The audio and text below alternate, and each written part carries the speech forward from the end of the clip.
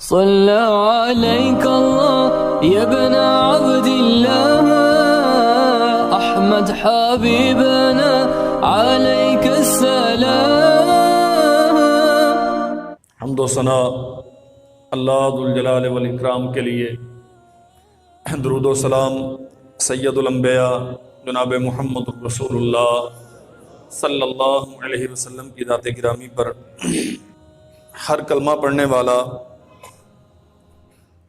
نماز پڑھنے کا پابند ہے، اور نماز کی ہر رکعت میں ہم اللہ کی توفیق سے سورۃ الفاتحہ پڑھتے ہیں. سورۃ الفاتحہ بہترین دعا ہے. اس دعا میں ہم اللہ ذوالجلال والاکرام سے صراط مستقیم مانگتے ہیں، سیدھے رستے کی طرف رہنمائی کا سوال کرتے ہیں، اور ساتھ ہی یہ درخواست بھی دائر کرتے ہیں صراط الذین انعمت علیہم، اللہ ان کے رستے پہ چلانا جو منعم علیہم ہیں، جن پہ تو نے انعامات کیے. انبیاء کا رستہ، صدیقین کا، شہداء کا، صالحین کا رستہ، غیر المغضوب علیہم ولا الضالین، جن پہ تیرا غضب ہوا ہمیں ان کا رستہ نہیں چاہیے، جو گمراہ قرار دیے گئے ہیں ہمیں ان کا رستہ بھی نہیں چاہیے. گویا ہر نمازی ہر رکعت میں کم از کم اور دیگر اوقات میں، کبھی صبح کبھی شام، کبھی اپنی دعا میں، کبھی اپنے دم میں، کبھی اپنے اذکار میں اللہ ذوالجلال والاکرام سے صراط مستقیم کا سوال کرتا ہے، اور ساتھ یہودیوں کے رستے سے بچنے کی بھی درخواست کرتا ہے. گزشتہ خطبے میں ہم نے ارض مقدس کا پس منظر آپ احباب کی خدمت میں عرض کیا تھا. یہ یہودیوں کا ان کے بقول متبرک ترین مقام ہے، اور آج بھی اس سرزمین پر یہودی ہی قابض ہے. لیکن میرے عزیز بھائیوں، ایک ایسی قوم جو اللہ جلال والاکرام کا غضب کا نشانہ بنی ہو،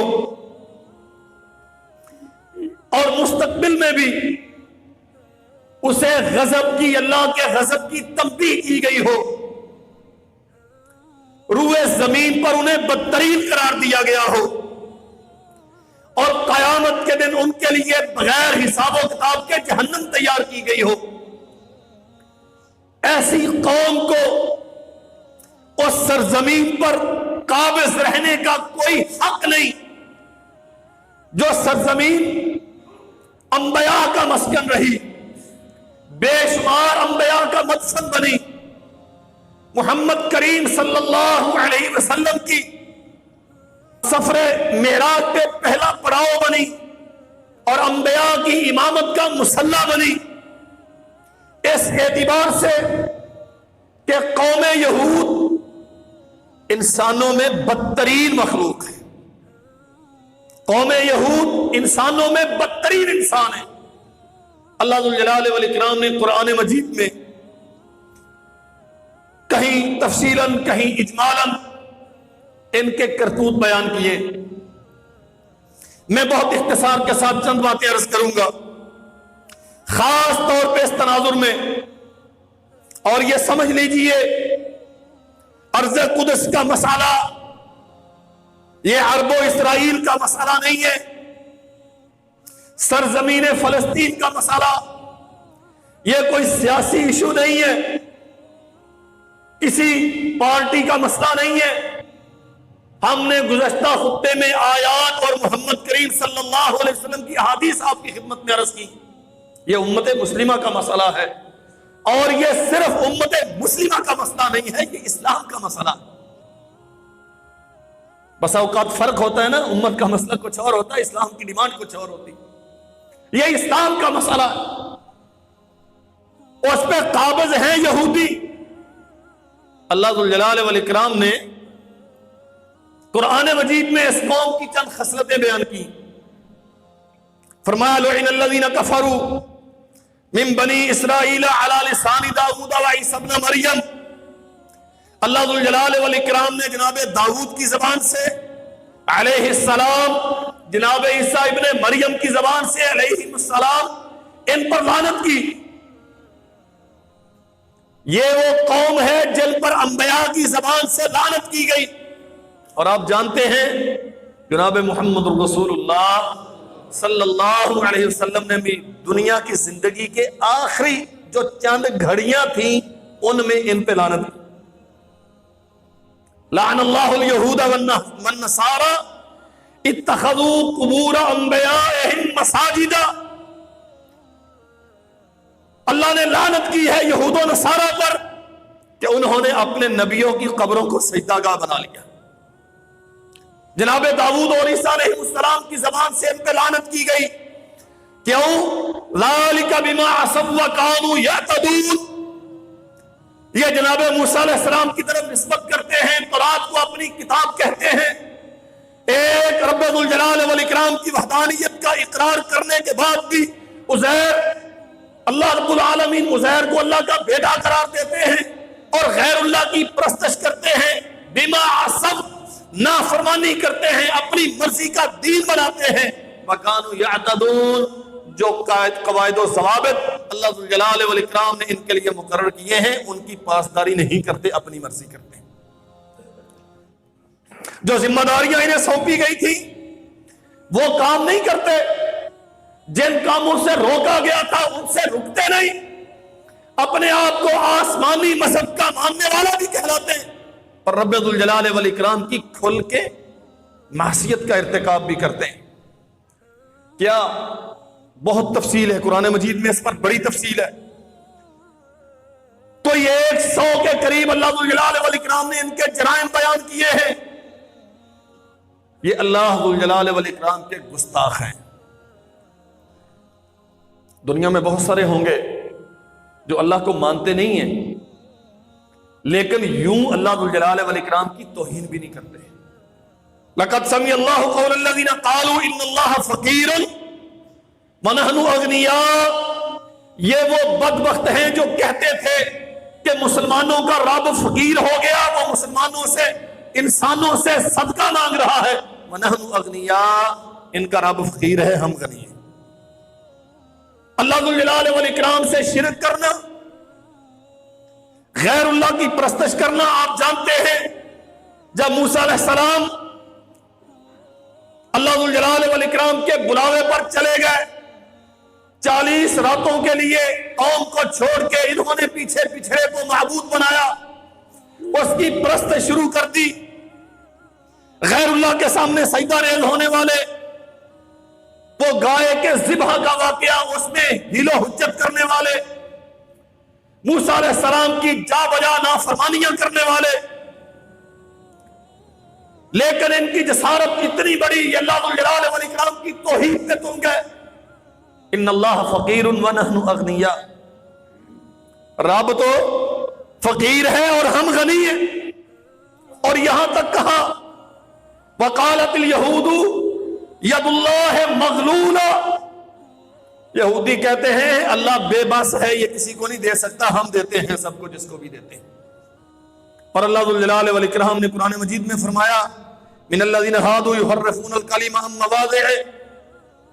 یہ وہ بدبخت ہیں جو تورات میں اپنے اوپر اتاری گئی کتاب میں جس کتاب کی طرف یہ نسبت رکھتے ہیں اپنی، جس کے ماننے کا دعویٰ کرتے ہیں، جس کے متعلق ان کا ایمان ہے کہ وہ سچی کتاب ہے، یحرفون الکلم، یہ اس میں تحریف کرتے ہیں. راعنا لیم بالسنتہم وطعنا فی الدین. اللہ ذو الجلال والاکرام کی توہین، رب کو فقیر قرار دیتے ہیں، تورات میں تحریف کرتے ہیں، اور پھر تیرے میرے نبی محمد کریم صلی اللہ علیہ وسلم کی توہین کرتے ہیں. یہ مسئلہ سمجھیے. ہٹلر کے متعلق ایک واقعہ بیان کیا جاتا ہے. اس نے لاکھوں یہودیوں کو بے دردی سے قتل کیا. ہولوکاسٹ.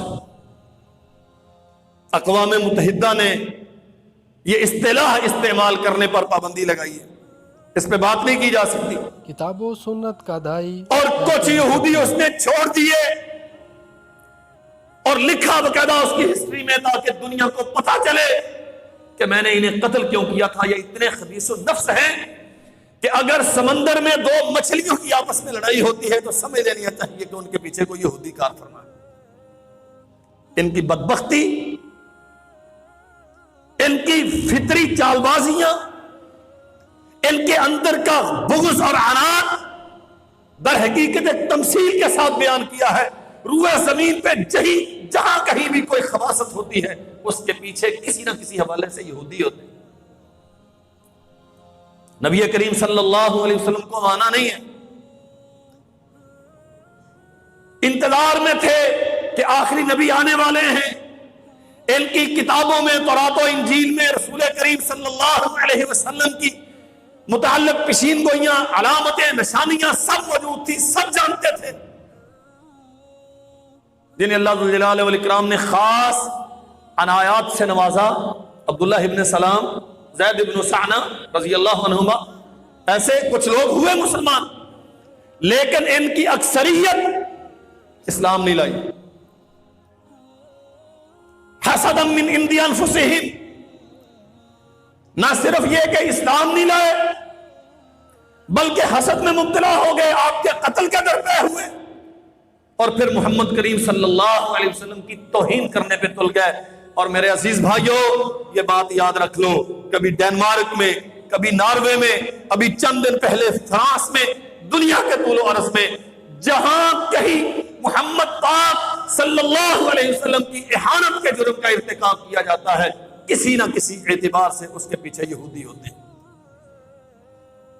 نبی محترم صلی اللہ علیہ وسلم کی زندگی میں راعینا، سردار، رہبر، پیشوا، یہ لیم بِأَلْسِنَتِهِمْ، اس کی بجائے راعینا، تھوڑا سا زبان کو دبا کے پڑھتے. قرآن کہتا ہے یہ اتنے چال باز اور مکار ہیں، اللہ کی توہین کی، اپنے نبی کی توہین اور گستاخی کی، شرک کا ارتکاب کیا، جادو کا ارتکاب کیا، اور محمد پاک صلی اللہ علیہ وسلم کی زندگی میں ان کے سامنے آ کے انہیں زبان کو ٹیڑھا کر کے سردار کی بجائے چرواہا کہہ کے بلاتے تھے. مسئلہ سمجھو، قیامت تک جب تک یہ ناپاک قوم روئے زمین پہ زندہ رہے گی، یہ کوئی نہ کوئی فتنہ پیدا کرتے رہے گی، کبھی چھوڑے گی نہیں. اللہ اکبر. اور ان کے جرائم کا کیا پوچھتے ہو؟ یہ انبیاء علیہ السلام کے قاتل ہیں. فَبِمَا نَقْضِهِمْ مِيثَاقَهُمْ وَكُفْرِهِمْ بِآيَاتِ اللَّهِ، انہوں نے اپنے وعدے توڑے، اللہ ذو الجلال والاکرام کی آیات کا انکار کیا، کفر کیا اللہ کی کتاب کے ساتھ. وَقَتْلِهِمُ الْأَنْبِيَاءَ بِغَيْرِ حَقٍّ، اور انبیاء علیہ السلام کو انہوں نے قتل کیا. وہ قوم کتنی بدترین اور اللہ ذو الجلال والاکرام کی رحمت سے دور ہوگی جو انبیاء کے قتل کا ارتکاب کرتی ہے. یقتلون النبیین بغیر الحق، کسی ایک نبی کو نہیں، بہت سو کو انہوں نے قتل کیا. اللہ اکبر. اور فرمایا فَكُلَّمَا جَاءَكُمْ رَسُولٌ بِمَا لَا تَهْوَىٰ أَنفُسُكُمُ اسْتَكْبَرْتُمْ فَفَرِيقًا كَذَّبْتُمْ وَفَرِيقًا تَقْتُلُونَ. یہ وہ بدبخت ہیں کہ جب آسمان سے اللہ ذو الجلال والاکرام انبیاء کو بھیجتا رہا، بہت سارے انبیاء اللہ ذو الجلال والاکرام نے بنو اسرائیل کی ہدایت اور رہنمائی کے لیے مبعوث فرمائے. استکبرتم، یہ تکبر کرتے تھے، اپنے آپ کو بڑا سمجھتے تھے، انبیاء کی توہین کرتے تھے. اور یہ تب کا مسئلہ نہیں، آج کا مسئلہ.